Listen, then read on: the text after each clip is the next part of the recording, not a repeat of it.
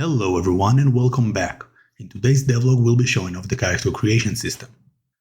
Since the last devlog there have been quite a few changes. The biggest one is that I'm no longer working alone. I've got a friend who is working with me now. In fact, the character creation we'll be seeing today was mostly done by him, which allowed me to step back from coding and focus on the modeling and making of the UI. The fact we are two now also allowed us to quickly make features simultaneously, and that's how we got a main menu, save system, debug console and stealth working within the first month of us working together. But all these systems still need polishing, so we'll be talking about the character creation today that is very nearly complete. I hope this serves as a glimpse into the world of the game, how it's gonna look like and what type of characters you can play. So the first thing we have is appearance. You got a standard choice between male and female. I will be going with the female because of reasons. For the skin we have a few presets to choose from, but you can also go wild with RGB sliders to get any color you'd like. For the face it's basically just a texture, but I find it fits the style of this game and provides enough variety for now. This is currently the only option that is different between the genders, but this may change in the future. For the hairstyles you've got about 20 styles to choose from. All options are applicable to both genders, so you can switch between them at any point and keep your selections.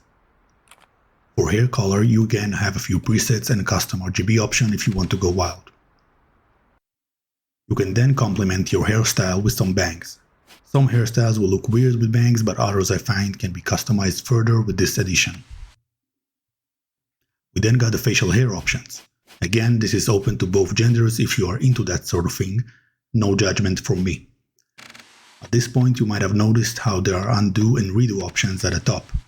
I find it's crucial and missing from most other character creation systems, especially when you randomize a few times only to see something you'd like and accidentally click again. This way you can go back and see what you've missed.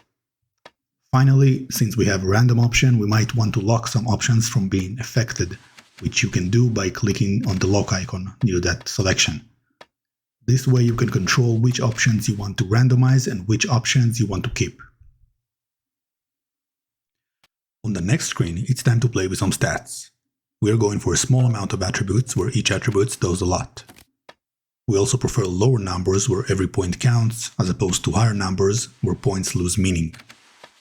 Like in Fallout, these attributes will mostly remain the same throughout the game and will dictate which type of character you are going to play.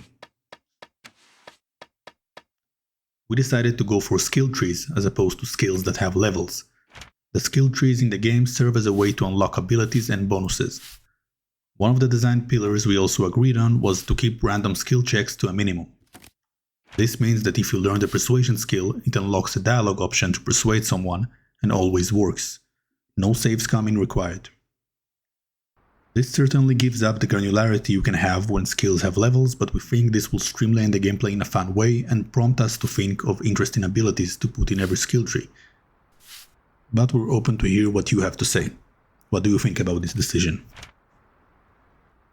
If you don't know what to get on your first playthrough, we will provide you with presets of a few viable character builds to accommodate the most common playstyles. On the next screen, we have boons and flaws. This is a system I straight up ripped from a tabletop RPG called Barbarians of Lemuria. This is similar to the advantages and disadvantages you have in Daggerfall. The only difference is that you need to balance your traits, and only the first boon is free. For every additional boon you want to take after the first one, you need to also get a flaw. We hope this provides more interesting builds to the player and adds additional roleplay elements. For example, if you take the addiction to alcohol, your character will get a debuff after a certain time of not consuming alcohol. This might lead you to play around this and search for the local pub everywhere you go, or stack up on some brewskis on your long journey. Finally, we have ambition. I'm not sure how this will feel in the game, and it will require some testing. Basically, I want ambition to be the main drive or goal of your character. The game can then reward you when you act in a way towards that goal. For example, if your ambition is greed, you might get some additional XP whenever you acquire a large sum of gold. This will prompt you to make choices that align with this, either in the quests you accept or the rewards you choose. On the other hand, an ambition of mastery might incentivize you to put more skill points in the same skill tree. giving you larger doses of XP as you get closer to completing that tree.